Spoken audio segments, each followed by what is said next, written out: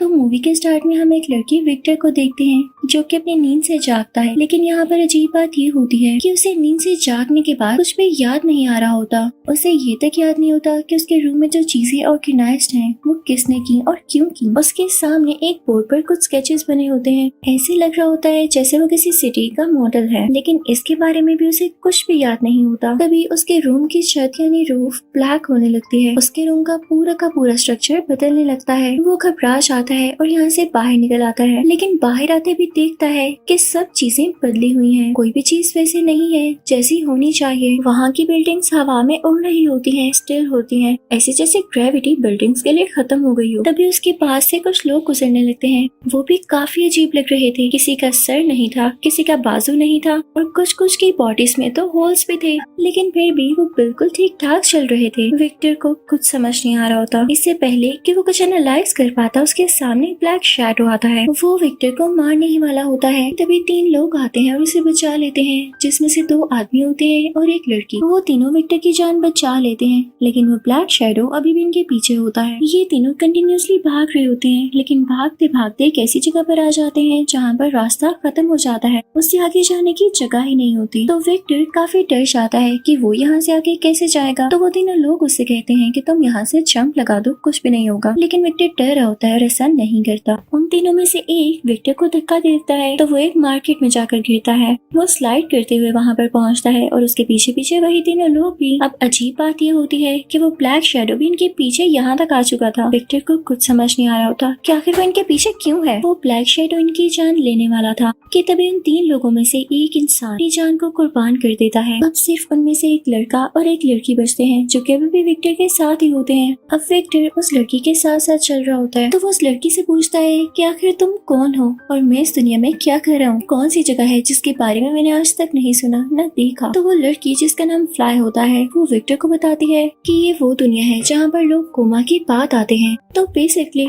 तुम इस वक्त कोमा में हो और ये वो दुनिया है जहाँ पर सारे लोग उनकी मेमोरीज हैं। तो विक्टर उसे पूछता है लेकिन ये दुनिया इतनी अजीब क्यों है। तो फ्लाई उसे बताती है कि जरूरी नहीं, लोगों की मेमोरीज बाकी भी हों। कुछ लोग कोमा में जाने के बाद सब कुछ भूलने लगते हैं, उनको इल्यूशंस आते हैं। ये दुनिया बस उसी का मिक्सचर है, इसीलिए ऐसी दिखती है। फिर फ्लाई उसे अपना घर भी दिखाती है जो कि आसमान पर होता है। वो एक अजीब सी बिल्डिंग थी। फिर वो एक पुरानी सी बस में जाते हैं और फ्लाई के घर में पहुंच जाते हैं, जहाँ पर विक्टर फ्लाई से उसी ब्लैक शैडो के बारे में पूछता है। तो फ्लाई उसे बहुत ही हैरान कर देने वाली बात बताती है कि अगर कोई इंसान कोमा में मर जाता है तो वो इस दुनिया में ब्लैक शैडो की फॉर्म में आता है। तो ये बात सुन के विक्टर को काफी हैरानी होती है। तो फ्लाई उसे कहती है अच्छा बस करो, आओ मैं तुम्हें तुम्हारा रूम दिखाती हूँ। अब वो लोग विक्टर के नए रूम में जाते हैं। उसे ये भी बताती है कि जो ड्रीम्स तुम कोमा में देखोगे वो यहाँ पर असली फॉर्म में आ जाएंगे। तो विक्टर ख्वाब में देखता है कि उसका कार एक्सीडेंट हुआ है और जब उसकी आंख खुलती है तो वो देखता है कि उसके रूम में भी वही कार है और वो खुद भी अंदर जख्मी हालत में पड़ा हुआ है। फिर वहाँ पर फ्लाई का वो साथी आता है जिसने मिलकर विक्टर की जान बचाई होती है। तो वो विक्टर को देख के कहता है वाह भाई,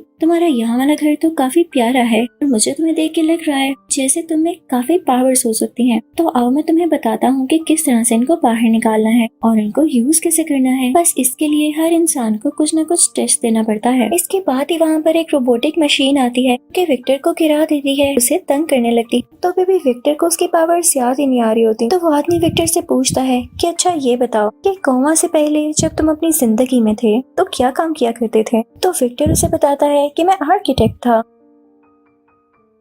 अगले दिन विक्टर के साथ और भी कई लोग होते हैं और वो किसी मिशन पर जा रहे होते हैं। इनफैक्ट इनको यहाँ पर मौजूद कुछ लोगों से वेपन्स लेने होते हैं। तो ये लोग वहाँ पर पहुँच ही जाते हैं, लेकिन जिन लोगों के पास ये वेपन्स यानी हथियार थे ये लोग इन पर अटैक करना शुरू कर देते हैं, इन पर फायरिंग शुरू कर देते हैं। जैसे ही विक्टर और उसके साथी जैसे तैसे करके उन वेपन्स तक पहुँचते हैं तो उससे पहले ये 3 ब्लैक शैडोज आ जाते हैं जिनको इन मूवी में रीपर का नाम दिया गया है। तो ये रीपर्स इनको रोकने के लिए आए थे। एक आदमी वहाँ से बारूद लेकर जा रहा होता है कि तभी उसके पीछे वही ब्लैक शैडो आ जाता है। इससे पहले कि वो उस तक पहुंच पाता या वो आदमी जो कि बारूद लेकर जा रहा था वो नीचे गिरता, तभी विक्टर अपने फिंगर्स अपने दिमाग पर लगाता है और कुछ याद करने की कोशिश करता है। तो क्योंकि वो आर्किटेक्ट था तो उसके पास ये एबिलिटी आती है कि वो कोई भी स्ट्रक्चर बना सकता है। तो वो सिर्फ अपने दिमाग को ही यूज करते हुए वहाँ पर एक स्ट्रक्चर बनाता है और वो आदमी गिरने से बच जाता है। तो वो फौरन से अपने घर आ जाते हैं। रीपर्स उनको पकड़ नहीं पाते। घर आते ही सब उसकी बहुत तारीफ करते हैं कि विक्टर तुमने बहुत अच्छा काम किया। तभी वहाँ पर एक एजेड बंदा आता है और विक्टर से कहता है कि मुझे तुम्हारा काम बहुत अच्छा लगा। पता है जहाँ पर हम रह रहे हैं यही सिटी का पूरा स्ट्रक्चर लोगों की मेमोरी से जुड़ा है,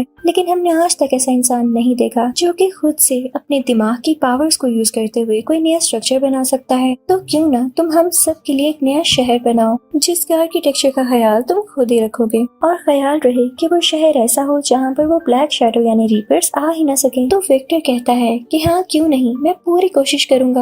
अगली सुबह होते ही वो सब उस तरफ पहुंचने लगते हैं जहाँ पर उन्होंने एक नई सिटी बनानी थी, लेकिन इससे पहले कि वो अपना कोई भी काम शुरू कर पाते वहाँ पर रीपर्स आ जाते हैं। वो रीपर्स उन पर हमला करने लगते हैं। सब काफी हैरान होते हैं कि रीपर्स को कैसे पता चला कि हम इस तरफ आ रहे थे, हम तो बहुत एहतियात के साथ आए। तभी वहाँ पर फ्लाई का साथ ही आता है। वो विक्टर की बॉडी से एक ट्रैकिंग डिवाइस निकालता है और कहता है बस इसी को ट्रैक करते करते रीपर्स यहाँ तक पहुँचे। तो सब उससे कहते हैं तुमने ये विक्टर की बॉडी में लगाया। तो वो कहता है नहीं, मैं क्यों लगाऊंगा। वो हाथ ऊपर कर लेता है और एक आदमी की तरफ इशारा करते हुए कहता है कि इसने की हो, लेकिन साथ ही वो आदमी उसे शूट कर देता है। तो वो नहीं बच पाता और वहीं पर मारा जाता है। इस दुनिया का ये भी रूल होता है कि जो कोई इस दुनिया में भी मारा जाएगा वो भी रीपर में बदल जाएगा। तो सब लोग वहाँ से चले जाते हैं ये सोचते हुए कि अगर जल्द ये रीपर बन गया तो हमारे लिए नुकसान भी बन जाएगा। बाकी सब वहाँ से निकलने लगते हैं। लोग अपनी गाड़ी तक जाना चाह रहे होते हैं ताकि वहाँ से होते हुए घर तक चले जाएं, लेकिन इनके करीब रीपर्स होते हैं। तो विक्टर कोशिश करने लगता है कि अपना दिमाग यूज करते हुए कोई स्ट्रक्चर बना दे, लेकिन ऐसा नहीं कर पाता। वो जख्मी होता है और थका हुआ भी होता है, तो वो वहीं पर बेहोश हो जाता है। लेकिन जब उसकी आंख खुलती है तो वो असली दुनिया में होता है और हॉस्पिटल में होता है। यहाँ पर उसे फ्लैशबैक आने लगते हैं उसी लड़की फ्लाई के,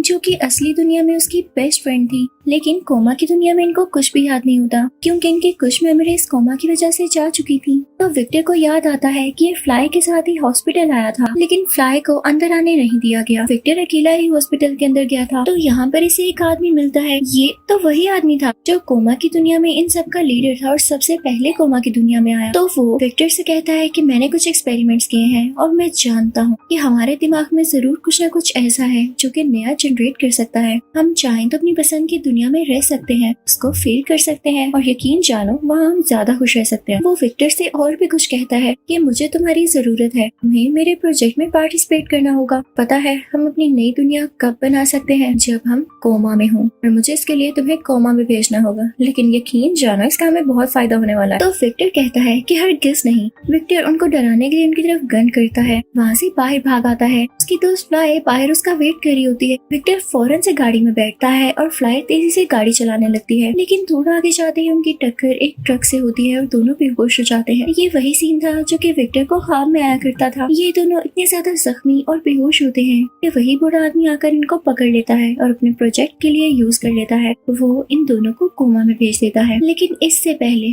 वो बूढ़ा आदमी विक्टर से कहता है कि देखो मेरे लिए ये करना जरूरी था। कोई शक नहीं कि तुम इस दुनिया में बहुत अच्छे आर्किटेक्ट हो, लेकिन कभी भी तुम अपनी इमेजिनेशन से कोई भी स्ट्रक्चर इतनी जल्दी नहीं बना सकते जितना जल्दी तुम कोमा की दुनिया में बना सकोगे। तो ऐसा ही था। हमने देखा कि विक्टर कितनी आसानी से कोई भी स्ट्रक्चर बना लेता था सिर्फ अपने दिमाग के जोर पर। साथ ही साथ उसे वो आदमी भी दिखाता है जो कि कोमा की दुनिया में फ्लाई का साथ ही होता है। असल दुनिया में उसकी टांगे नहीं होती, लेकिन कोमा की दुनिया में वो अच्छा खासा चल रहा था।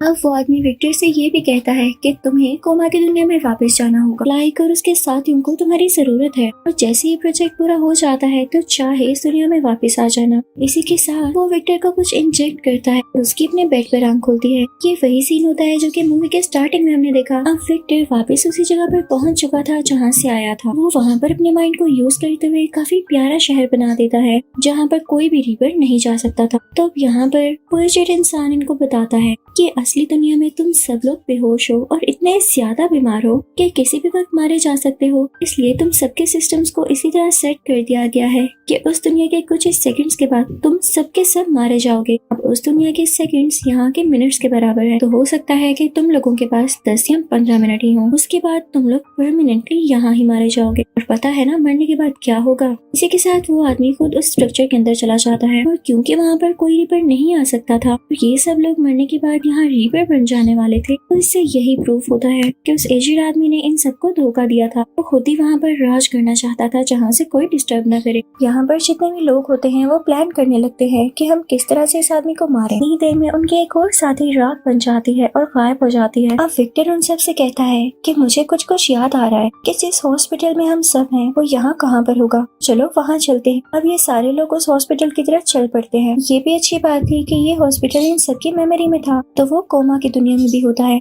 ये लोग हॉस्पिटल के अंदर जाते हैं लेकिन इनको वो रूम याद नहीं आ रहा होता जिसके अंदर ये बेहोश पड़े हैं। अब विक्टर याद करने की कोशिश तो करता है तो उसे अपने रूम का हल्का सा स्ट्रक्चर याद आ जाता है, लेकिन इससे पहले ही उसका एक और साथी राख बनकर गायब हो जाता है। अब सिर्फ विक्टर और फ्लाई ही बचे थे। वो लोग उस रूम की तरफ जाने लगते हैं लेकिन तभी वहाँ पर वो एजेड और इविल आदमी आ जाता है जो कि उनको अपना स्ट्रक्चर बनाकर रोकने लगता है। तभी वहाँ पर एक रीपर आता है। वो उस आदमी के इर्द गिर्द लिपट जाता है। ये रीपर कोई और नहीं बल्कि फ्लाई का वही साथी होता है जिसने शुरू में फ्लाई और एक और आदमी के साथ मिलकर विक्टर की जान बचाई थी। यहाँ पर वो एजेड आदमी मारा जा चुका था। विक्टर और फ्लाई स्ट्रक्चर की तरफ बढ़ने लगते हैं और वहाँ जाते ही विक्टर के उसी रूम में पहुँच जाते हैं तो इनकी आंख अपनी असली दुनिया में खुलती है। अब असली दुनिया में हम देखते हैं कि विक्टर और फ्लाई में काफी अच्छी दोस्ती हो जाती है। विक्टर दोबारा से आर्किटेक्चर का काम शुरू कर लेता है लेकिन यहाँ पर उसे ज्यादा अर्निंग नहीं हो रही थी। तभी उस एजेड आदमी की उसे ऑफर आती है, यानी वो उस दुनिया में मरने के बावजूद भी यहाँ पर नहीं मरा था, वो यहाँ पर वापस आ चुका था। ये जाहिर है ये प्रोजेक्ट भी उसी ने बनाया तो उसे सारे तरीके पता होंगे। वो विक्टर से कहता है कि तुम दोबारा से कोमा की दुनिया में जाकर चाहो तो स्ट्रक्चर बना सकते हो, ये तुम पर है। तो विक्टर हाथ को जोर से बंद कर लेता है और सोचता है कि क्या मैं जाऊँ या ना। इसी के साथ ही मूवी खत्म हो जाती है। Thank you for watching.